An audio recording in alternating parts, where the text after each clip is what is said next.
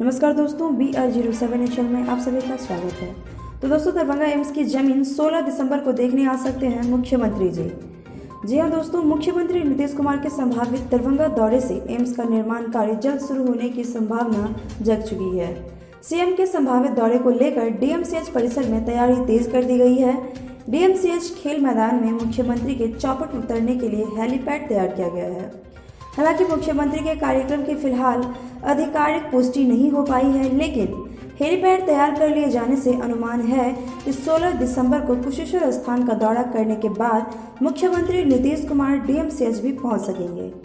मुख्यमंत्री के संभावित दौरे को लेकर दरभंगा मेडिकल कॉलेज एवं अस्पताल परिसर में जोर शोर से तैयारी चल रही है। इमरजेंसी चौराहा से लेकर कर्पूरी चौक तक नाले की सफाई की जा रही है। सफाई के लिए कॉलेज एवं अस्पताल परिसर में भी विभिन्न विभागीय परिसरों की सफाई कराई जा रही है। सूत्रों की अगर माने तो सूत्रों के अनुसार कुशेश्वर स्थान का दौरा करने के बाद मुख्यमंत्री दोपहर तकरीबन 1:30 बजे दरभंगा पहुंच सकते हैं। सदर SDO स्पर्श गुप्ता के अगुवाई में DMCH खेल मैदान पर सुबह से हेलीपैड तैयार करने के लिए दर्जनों मजदूर लगे रहे। SDO के अलावा कई अन्य पदाधिकारी वहां घंटों हेलीपैड बनाने की प्रक्रिया का निरीक्षण करते रहे और माना जा रहा है कि मुख्यमंत्री नीतीश कुमार एम्स के लिए उपलब्ध कराई गई जमीन का मुआयना करेंगे। इसके साथ ही वे दरभंगा एम्स निर्माण को लेकर प्रशासनिक पदाधिकारियों से बातचीत करेंगे और इसके साथ ही उन्हें दिशा निर्देश भी देंगे।